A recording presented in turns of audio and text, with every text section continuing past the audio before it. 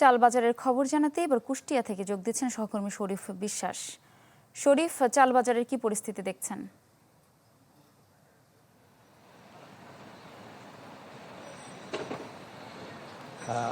ইপসিতা, আপনি জানেন যে চিকন চালের জন্য, বিশেষ করে সরু চালের জন্য কিন্তু প্রসিদ্ধ কুষ্টিয়া, বিশেষ করে দেশের অন্যতম বৃহত্তর চালের মোকাম বলা হয় খাজানগরে। এই খাজানগরেই কিন্তু চিকন চাল উৎপাদন হয়ে থাকে। তো আমরা দেখেছি ঈদের পর থেকে চালের বাজার বেশ অস্থির। প্রতি কেজি চালের দাম, অর্থাৎ এখন পর্যন্ত ঈদের পর থেকে এখন পর্যন্ত প্রতি কেজি চালের দাম ৬ থেকে ৭ টাকা কিন্তু বেড়েছে। যদিও আমরা এই চালের দাম বৃদ্ধির বিষয়ে চালকল মালিকদের সাথে কথা বলেছি, খুচরা বিক্রেতাদের সাথে কথা বলেছি এবং সর্বোপরি ভোক্তাদের সাথে কথা বলে যেটি জেনেছি, বিশেষ করে চালকল মালিকরা তারা বলছেন যে ধানের দাম বৃদ্ধি, অর্থাৎ তারা বেশি দামে ধান কিনছেন বলেই কিন্তু বাজারে চালের দাম কিন্তু তারা বেশি দামে তারা বিক্রি করতে বাধ্য হচ্ছেন। আর আরেকটি বিষয়, যে চালের দাম নির্ধারণে কিন্তু বেশ কারসাজি। বিশেষ করে মিলাররা বলছেন যে তারা ২ থেকে ৩ টাকা তাদের কাছে বৃদ্ধি পেয়েছে, কিন্তু খুচরা বাজারে এসে আমরা যেটি দেখেছি ৬ থেকে ৭ টাকা কিন্তু বৃদ্ধি পেয়েছে। যদিও এই বিষয়ে বাজার মনিটরিং এর অভাবের কারণে এই বিশেষ করে চালকল মালিকদের কারসাজির কারণেই এমনটি হচ্ছে বলে তারা জানিয়েছেন। আরেকটি বিষয়, আমরা এই বিষয়ে জেলার সিনিয়র বাজার মনিটরিং কর্মকর্তা তার সাথে কথা বলেছি। তিনি জানিয়েছেন যে এই বিষয়ে সরকারের পক্ষ থেকে বা তাদের পক্ষ থেকে তদারকি হচ্ছে।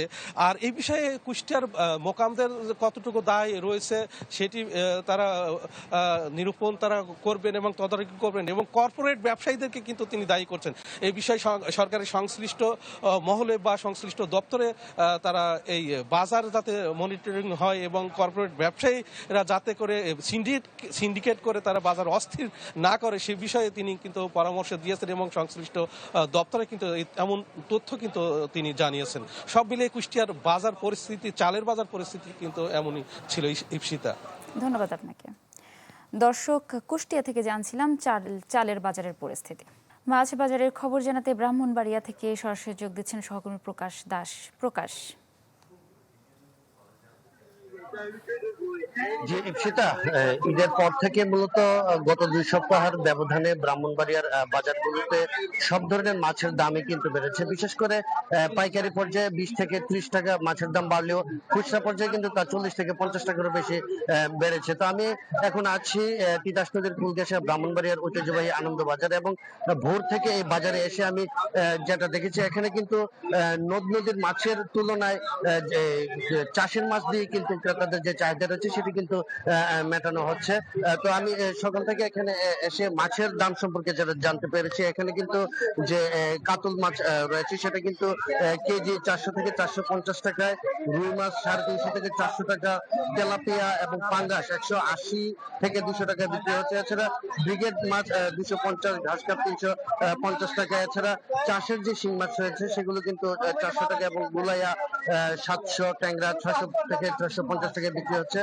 এছাড়া এখন যেহেতু দেশীয় প্রজাতির মাছ খুবই সংকট, সেই মাছও কিন্তু প্রায় ১০০০ থেকে ১২০০ টাকা বিক্রি হচ্ছে। এছাড়া হাইব্রিড যে গলদা চিংড়ি রয়েছে সেগুলো ১২০০ টাকা, এবং দেশীয় যে গলদা চিংড়ি রয়েছে সেগুলো কিন্তু ১৫০০ থেকে ১৭০০ টাকা বিক্রি হচ্ছে। তো ক্রেতারা যেটি বলছেন যে আসলে যেহেতু ঈদ পরবর্তী সময়ে তাদের হাতে কিছুটা টান অবস্থা রয়েছে, এই অবস্থায় নতুন করে মাছের দাম বৃদ্ধি পাওয়ার কারণে তাদেরকে বেশ বিপাকে পড়তে হয়েছে। তবে বিক্রেতারা যেটি বলছেন যে আসলে যেহেতু এখনো নদ নদীর মাছের যোগান বাড়েনি, তাছাড়া খরার কারণে চাষের মাছের কিছুটা সংকট রয়েছে, সেই কারণে কিন্তু বাজারে মাছের দাম একটু বেশি। তবে তারা আশা করছেন যে আগামী ১-১.৫ মাসের মধ্যে মাছের দাম কমে আসবে। ধন্যবাদ প্রকাশ। দর্শক, আমরা মাছ বাজারের খবর জানছিলাম ব্রাহ্মণবাড়িয়া থেকে।